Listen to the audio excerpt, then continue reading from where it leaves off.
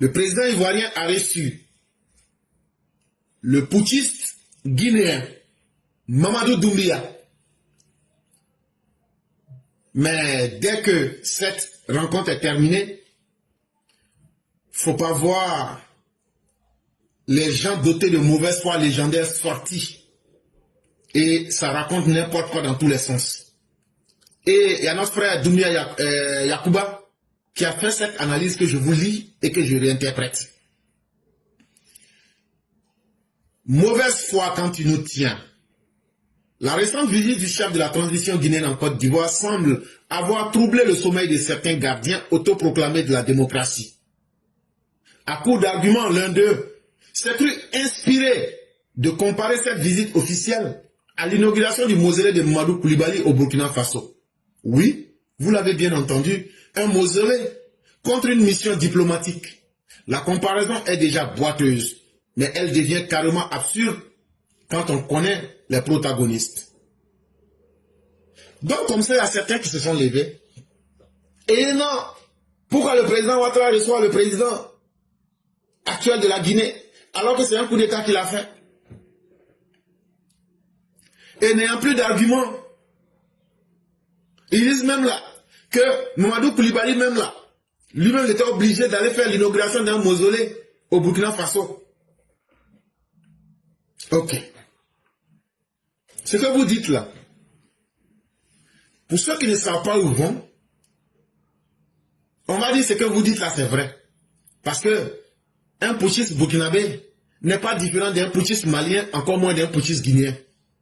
Mais là où la différence réside là, faire un coup d'État, c'est porter un frein à l'évolution de son pays. Il n'y a pas de bon coup d'État. Dans l'absolu, vous êtes tous sur la mauvaise voie. Mais lorsqu'on regarde au cas par cas, on voit que parmi les faiseurs de coups d'État, il y a certains qui ont encore un petit amour pour leur pays. Il y a certains encore qui ne se laissent pas aveugler par la folie de leur propre pouvoir. Allez voir au Mali et au Burkina aujourd'hui. Qu'est-ce que le président Ouattara n'a pas fait pour le Burkina et le Mali? Est-ce que c'est pas nous on a donné des armes au Burkinabé? Mais aujourd'hui, qu'est-ce qu'ils disent? Que c'est la Côte d'Ivoire qui est leur ennemi. Les Maliens, même chose. En termes de financement, même chose. Mais est-ce que ces personnes, le Mali et le Burkina, ceux qui les dirigent, est-ce qu'ils ont la volonté de sortir leur pays de la mauvaise passe? C'est ça la différence entre les putschistes. Mamadou Doumbia que vous voyez là, un putschiste est un putschiste. Mais on sent qu'il y a une petite volonté de ne pas vous ressembler. On a vu la même chose avec Nguema Olingi du Gabon. Et c'est le devoir du président Alassane Ouattara. Quand il sent qu'un putschiste a une petite conscience et pense à son peuple, c'est le devoir du président Ouattara d'encourager ce putschiste-là à retirer son pays du coup d'État, à organiser des élections et puis à rendre ce pays fréquentable. La rencontre d'hier, là, c'est ce que le président Ouattara vous a dit. Et c'est ce qu'il a fait. Ce n'est pas lui qui vous a obligé à faire vos coups d'État. Ce n'est pas lui qui vous a fermé la porte. Ce n'est pas lui qui vous a dit de le prendre en ennemi. Mais pourquoi ça vous fait mal quand d'autres putschistes viennent pour dire: président Ouattara, aide-nous à organiser des élections, aide-nous à sortir de cette sale passe. Mamadou Doumbia a vu comment, quand Olingi est venu 2 fois à Abidjan, comment le président Ouattara a sorti le Gabon de cette sale situation de pays putschiste. Aujourd'hui, Olingi Nguema est président et il va partout dans le monde. Il était même en visite officielle hier, en dehors du Gabon. Parce qu'il y a une chose qui compte. Quand tu es dans un régime de putschiste, le monde entier ne t'accorde aucune valeur. Et quand le monde entier ne t'accorde aucune valeur, c'est ton pays qui souffre. Et quand ton pays, c'est en Afrique de l'Ouest, ça augmente la souffrance de l'Afrique de l'Ouest. Et le président Alassane Ouattara, son devoir là, quand il regarde des putschistes, il y a des putschistes qui veulent sortir de cette sale situation là. C'est son devoir d'assister ces putschistes comme Mamadou Doumbia pour améliorer les conditions pour qu'il puisse organiser les élections et sortir de cette sale situation de putschiste. Alors que vous plaisez dans cette situation, jusqu'à même vous donnez 5 ans, vous interdisez les partis politiques. Ça veut dire que vous n'avez pas une bonne volonté. Et donc voilà la grande différence. Donc vous pouvez critiquer, dire tout ce que vous voulez. Prendre des gens comme les Mamadou Koulibaly pour aller inaugurer des musées aux morts. Ça c'est votre problème. Mais nous on cherche à inaugurer partout où la vie peut renaître à nouveau.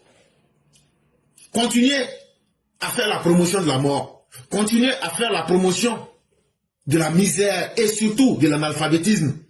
Continuez à rester boiteux. C'est très bien.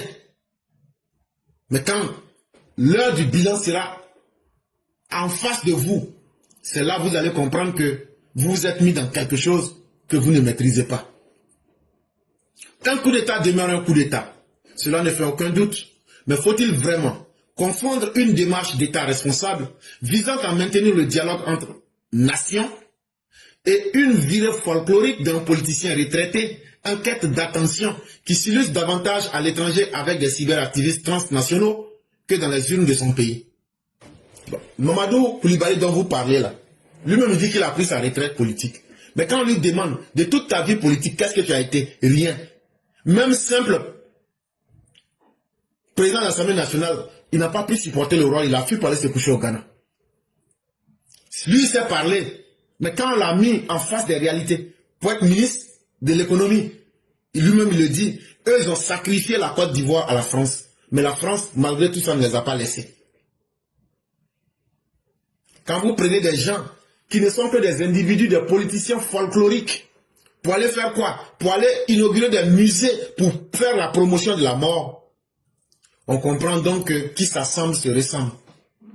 Et ça là, on ne perd pas le temps avec des individus qui n'en valent pas la peine. Des gens qui, lorsqu'ils étaient en fonction, n'ont été capables de rien. Aujourd'hui, devenus l'ombre d'eux-mêmes, ils se pavanent, ils vont dans des pays peu fréquentables. Si c'est eux vos exemples, tant mieux. Dans la vie là, même il y a des gens qui prennent Satan comme son exemple, comme leur exemple. Qu'est-ce que vous voulez qu'on dise à ces personnes? Le président Alassane Ouattara, qu'on le veuille ou non, incarne une voix respectée en Afrique de l'Ouest. Sa stature d'aîné, son leadership reconnu au-delà des frontières ivoiriennes et son engagement en faveur du retour à l'ordre constitutionnel lui valent d'être consulté, même par ceux qui ont momentanément égaré la boussole démocratique. Alassane Ouattara que vous avez critiqué, insulté là. Mais s'il n'est pas bon là, pourquoi, quand il a réussi Olingi, quand il a réussi Mamadou Doumbia, pourquoi ça vous fait mal? Il n'est pas bon, non? Laissez-le comme ça. Mais une chose est évidente, c'est parce que vous savez que c'est lui qui est la clé à vos problèmes. Que vous êtes en train de dire pourquoi il ne nous reçoit pas. Il ne vous recevra pas tant que vous serez des bandits. Il ne vous recevra pas tant que vous serez des impolis. Il ne vous recevra pas tant que vous serez des gens qui ne voulaient pas la liberté des Burkinabés et la liberté des Maliens. Voilà la vérité qui est là. Tant que vous serez des ingrats, tant que vous serez en train de collaborer avec les djihadistes, il ne vous recevra pas. Sinon, s'il a reçu Mamadou Doumbia, en quoi est-ce que cela vous fait mal? Est-ce que vous ne recevez pas ce roguium? Est-ce que vous ne recevez pas toute la racaille? Mais est-ce que nous, en Côte d'Ivoire, ça nous intéresse? Parce que qui s'assemble se ressemble. Est-ce que quand vous avez appelé Mamadou Koulibaly pour aller au Burkina, pour aller célébrer vos monuments morts là, est-ce qu'en Côte d'Ivoire, ça n'a même pas été, ça a été un non-événement? Donc là, c'est parce que nous on sait que vous, avec ceux qui vous soutiennent là, vous ne valez rien.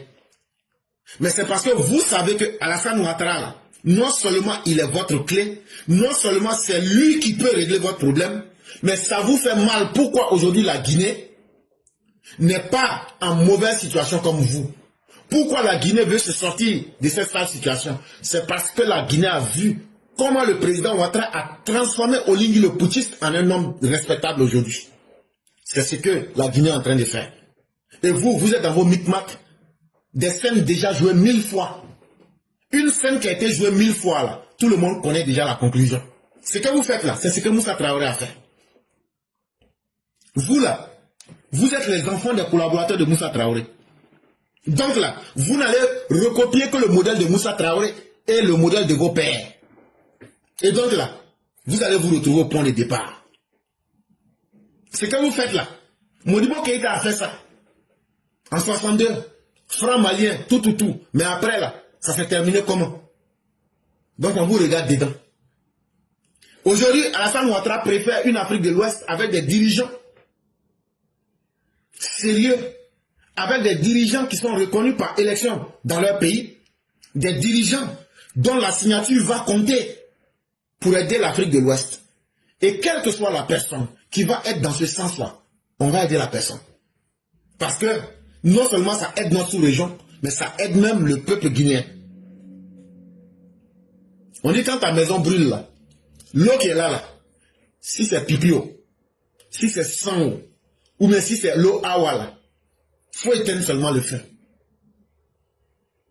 Nous, on a des intérêts stratégiques à défendre. On ne peut pas se faire entourer des pays voyous avec des putschistes. Parce qu'un putschiste, c'est quelqu'un, sa parole ne compte pas. Et puis on va s'asseoir pour dire, non, il n'y a rien, passons à autre chose. Si un de ces putschistes-là veut quitter dans les putsch, organiser des élections, on va l'encourager bien. Vous n'avez pas dit que vous ne faites pas élection. Mais continuez à ne pas faire élection. Les conséquences de ne pas faire élection, là, ça va aussi s'aligner. Et les conséquences, vos peuples vont les vivre. Et le monde ne va pas s'arrêter. Alassane Ouattara, actuellement, là, il n'est pas le président de la CEDEAO. Mais il est l'homme le plus puissant de la CEDEAO, pour ne même pas dire de l'Afrique. Tout ce que tu vas faire aujourd'hui, là, c'est pas lui, ça va passer. Et depuis longtemps, on continue de vous avertir. Mais vous n'écoutez pas. Vous pensez que ce qu'on dit là, parce que vous, ça ne vous plaît pas, donc vous jetez. Mais les conséquences, là, vous les assumez sur le jour. La CEDEAO, dont il est l'un des piliers, a toujours combiné fermeté sur les principes et ouverture au dialogue. La Côte d'Ivoire n'a jamais trahi cette ligne sans duplicité ni posture théâtrale. Tellement Alassane Ouattara, il est ferme sur ses principes. Les gens même disent que c'est lui qui est la CEDEAO, que c'est lui qui prend les décisions dures de la CEDEAO. Mais en même temps, on constate aussi que c'est un homme d'ouverture. Il discute avec ceux qui veulent qu'on trouve des solutions à leurs problèmes. Est-ce que ce n'est pas une grande contradiction? Quelqu'un est dur, mais en même temps, il discute. Ça veut dire quoi? Ça veut dire que la personne n'est pas quelqu'un qui est là pour trahir sa ligne. Alassane Ouattara n'a jamais été fermé au dialogue. S'il était fermé au dialogue, là, il n'allait pas recevoir le premier ministre nigérien. Mais pourquoi vous ne vous êtes pas plaint quand il a reçu le premier ministre nigérien? Parce que vous êtes dans la duplicité. Vous pensez que vous allez utiliser Alassane Ouattara quand vous êtes en difficulté pour régler vos problèmes. Et puis après, quand vous n'avez plus besoin de lui, vous allez le porter comme votre premier ennemi pour le combattre. Il n'est pas bête. Moi-même qui suis assis derrière un écran, si je comprends ça, c'est que lui-même il comprend ça. C'est vous qui avez besoin de faire votre publicité. C'est vous qui avez besoin de faire un théâtre. C'est vous qui avez besoin de tourner Bonjour 2000. C'est vous qui avez besoin de faire film comédie. Sinon là, Alassane Ouattara, là, lui il est assis. C'est pas lui qui est allé en Guinée. Hein. C'est pas lui qui est allé au Gabon. C'est pas lui qui est allé à Niamey. C'est Niamey qui est venu à Abidjan. C'est Conakry qui est venu à Abidjan. C'est le Gabon qui est venu à Abidjan. De la même manière que ces individus se sont rendus compte qu'ils ne peuvent pas évoluer sans Alassane Ouattara là. C'est comme ça qu'ils sont venus vers lui. Donc là, personne ne vous empêche, vous aussi, de venir vers Alassane Ouattara. Mais les turpitudes, les impolitesses, le comportement mal élevé que vous avez là, c'est ça qui vous empêche de venir vers lui. Mais, comme la souffrance là, il y a des gens qui aiment ça, vous pouvez continuer à souffrir. Tant que ça vous arrange, ce n'est pas à nous de nous plaindre à votre place. Ce n'est pas à cause de vous qu'on va couper les passerelles diplomatiques. Parce que vous, là, vous avez choisi de construire des murs pour célébrer les morts. Vous pensez que tout le monde doit faire comme vous? Vous vous trompez gravement. En ce qui concerne Mamadou Koulibaly, Est-ce qu'il faut encore dire quelque chose de ce dernier même? Lui, sa spécialité, c'est toujours dire les infrastructures économiques ne sont pas bonnes, c'est inutile. C'est totalement normal. Quelqu'un qui s'en va célébrer Tombeau, quelqu'un qui s'en va, on l'invite. On t'invite pourquoi? On dit non, c'est pour aller célébrer monument funéraire. Et puis où? Au Burkina Faso.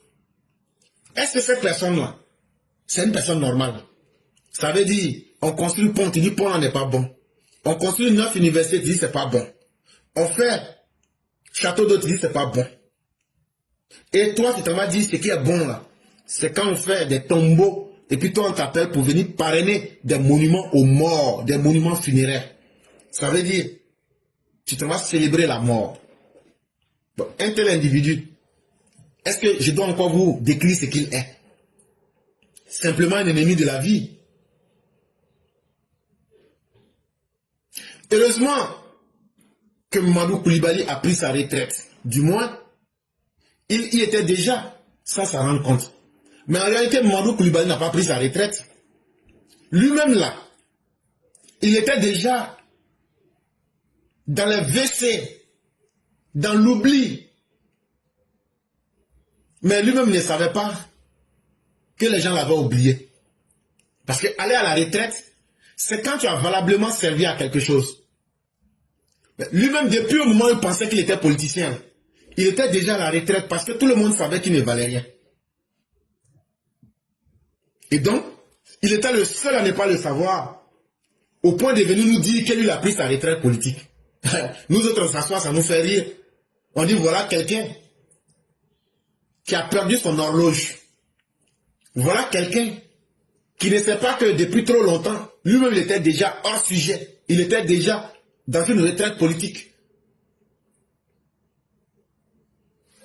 Parce qu'en politique, là, d'autres viennent en politique pour poser des actes. Mais il y a d'autres qui doivent être des commentateurs de la politique. Mamadou Koulibaly est un simple commentateur de la politique. Et la différence, elle est nette. Ceux qui savent travailler, travaillent. On voit leur travail. C'est eux qui méritent de prendre retraite. Quelqu'un, toi, tu n'as rien fait.